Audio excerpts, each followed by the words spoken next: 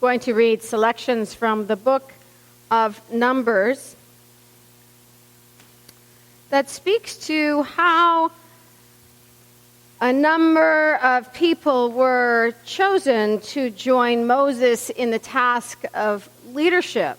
We will be ordaining elders today and doing further thinking about leadership, but we will be looking to the life of the wolf for that kind of wisdom. But this is from the book of Numbers. Moses said to God, "This job is too much for me. How can I take care of all of these people by myself? If this is the way you're going to kill me, just kill me now and end my miserable life." Then God said to Moses, "Choose 70 of Israel's respective leaders and go with them to the sacred tent. While I am talking with you there, I will give them some of your authority so that they can share responsibility for my people. You will no longer have to care for them by yourself." Then Moses chose 70 respected leaders and went with them to the sacred tent. While the leaders stood in a circle around the tent, God took some authority from Moses and gave it to the 70 leaders. When God's Spirit took control of them, they started shouting like prophets. Moses said, "I wish God would give his Spirit to all his people so that everyone could be a prophet." Thomas Aquinas, who was a theologian central to the Catholic Church, said this: "Creation is the primary and most perfect revelation of the divine. To be in communion with nature is therefore a form of worship. Creation, the beautiful world, is the essential church." Calvin, believe it or not, founder of the Reformed tradition, said almost the same thing.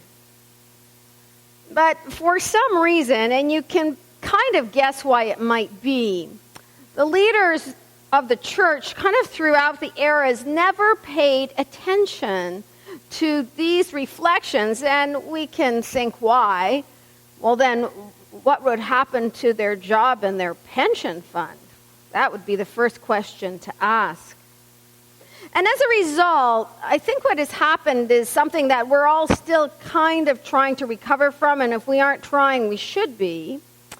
And that is the Protestants then turned the sacred texts into a paper pope, all right? So at one point, there was a time when without a community that was literate, and primarily with the focus of the early Catholic Church on art and music and mysticism, the Protestants came along and said, well, look, they've made some big mistakes, and they had, not because they focused on art and music and mysticism. Those were actually some really good practices, but just practices around power and control. But that's what happens when an institution gets too much power.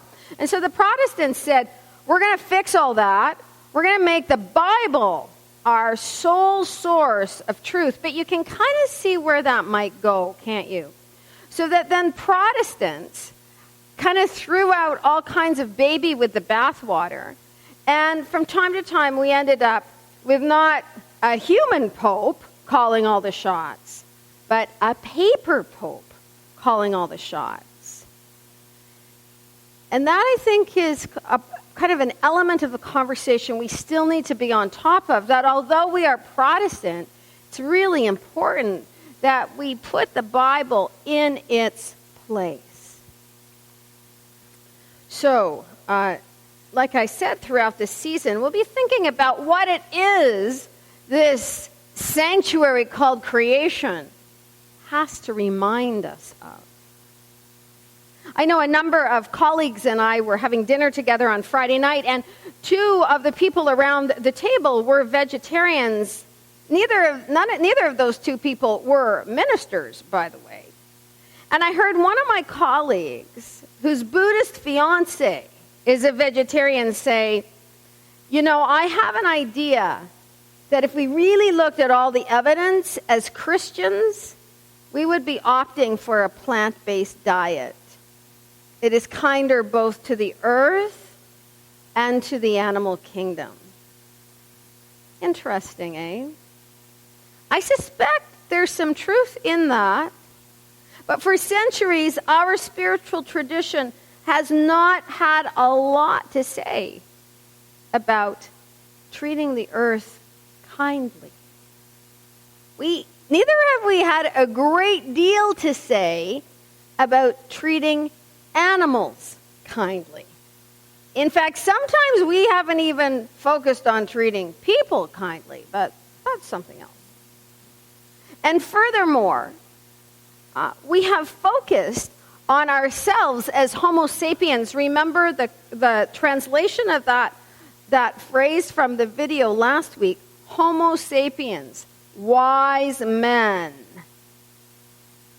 We've thought we were the wise ones that had nothing to learn from the rest of the created order.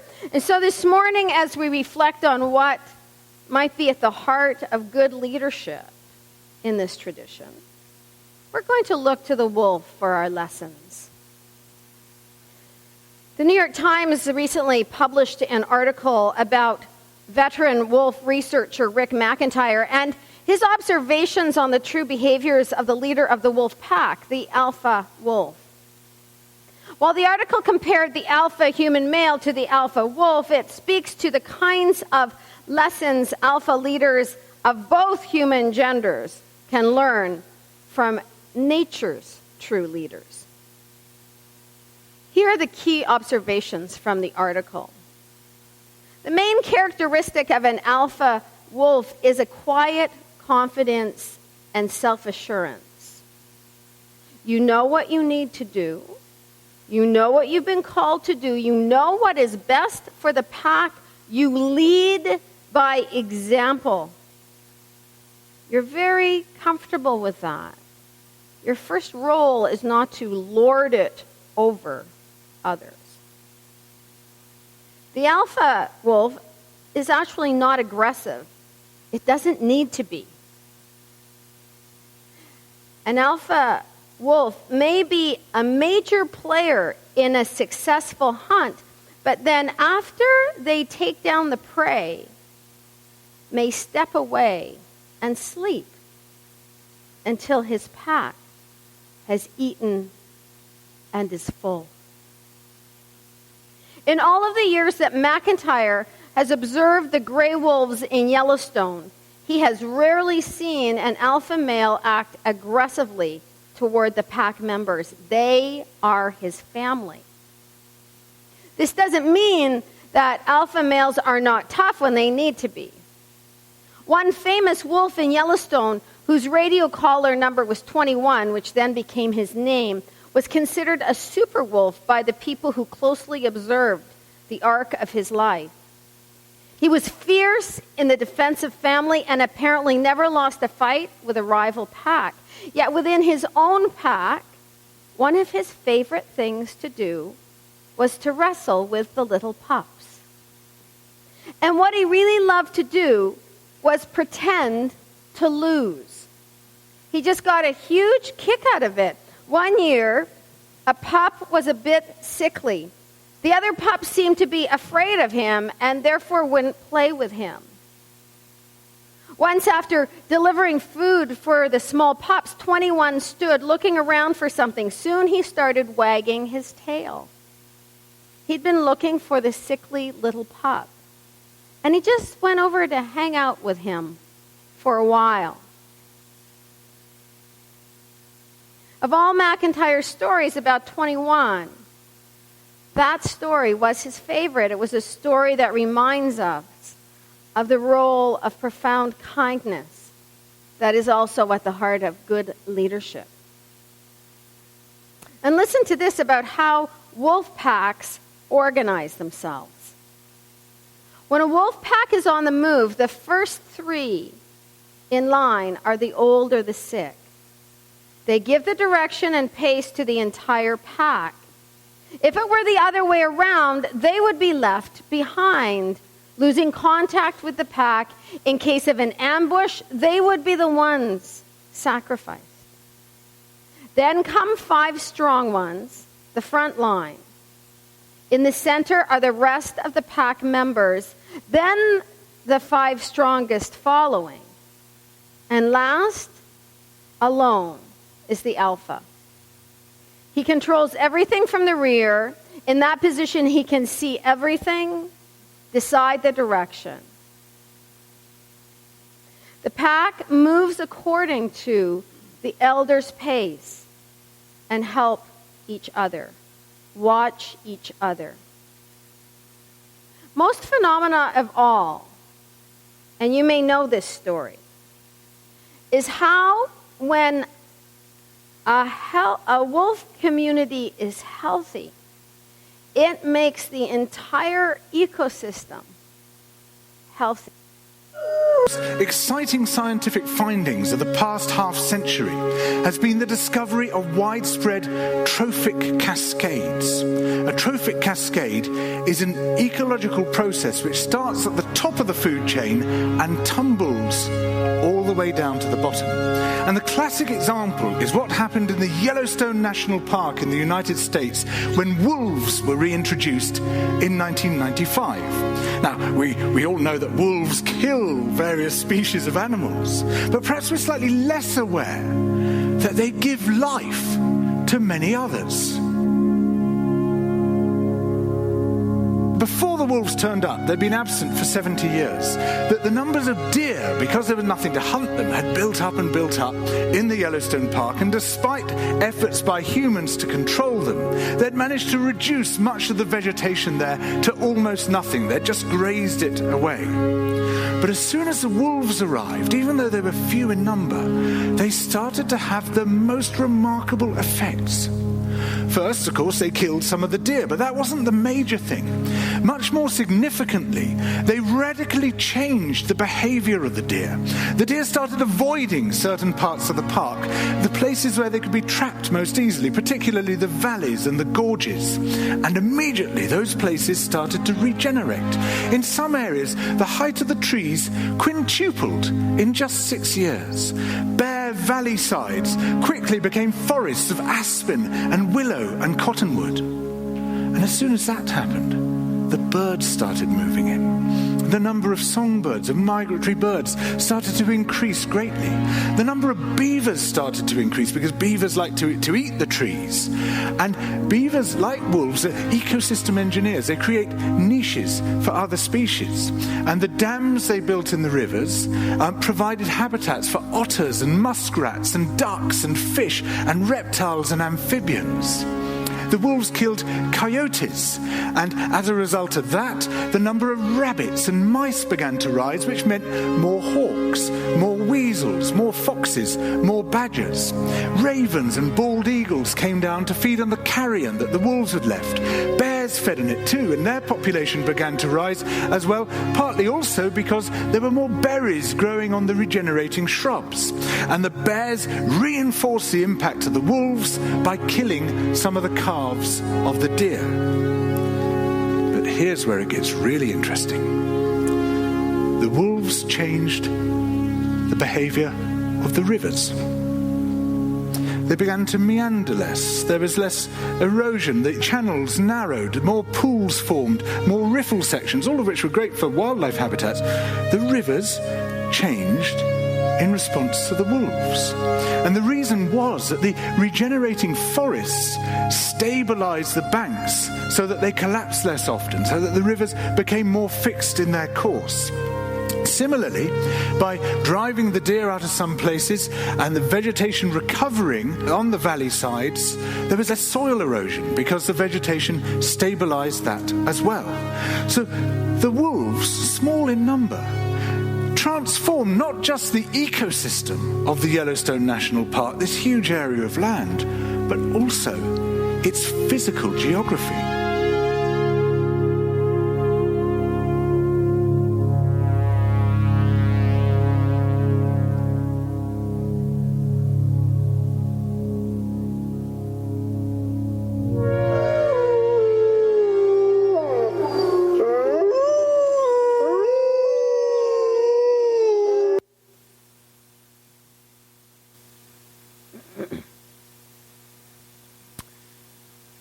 we will ordain elders this morning.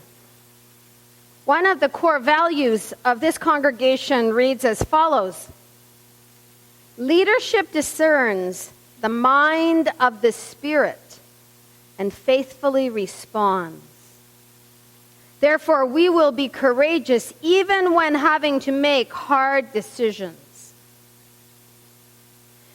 Those whom we ordain today have answered the invitation to be leaders who are committed to justice, community, compassion, curiosity, creativity, and courage.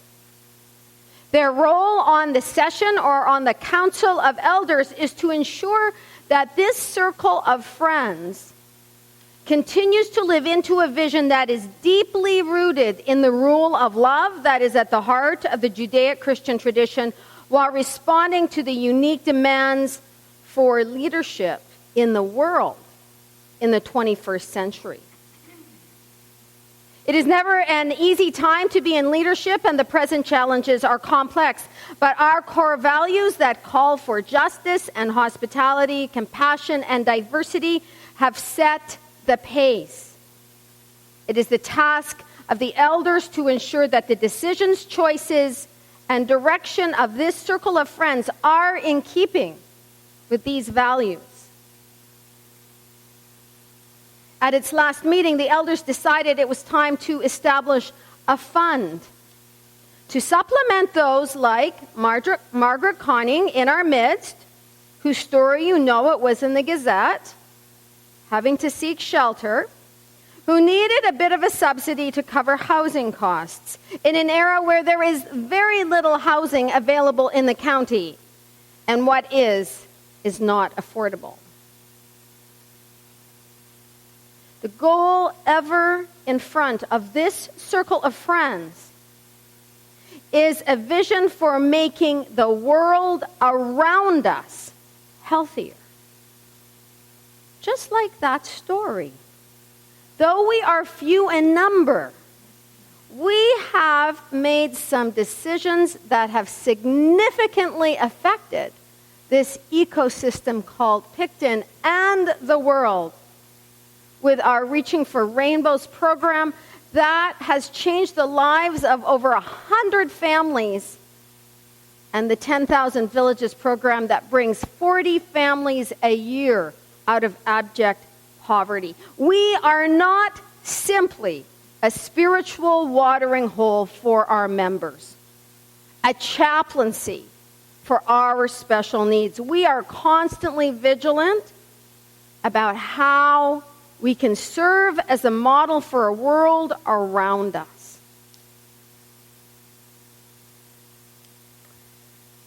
This next piece of music was suggested to us by Tom, and he will also accompany the soundtrack.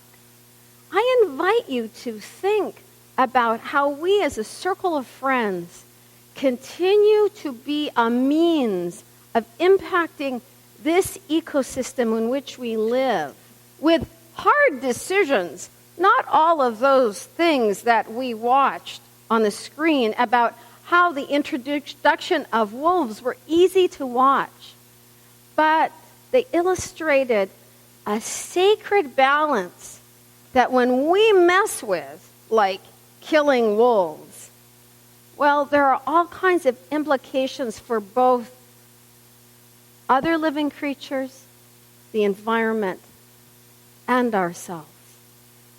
It is time that those of us who claim to live on the rule of love understand all of the different invitations and obligations that are part of the invitation to live as a circle of friends in this tradition.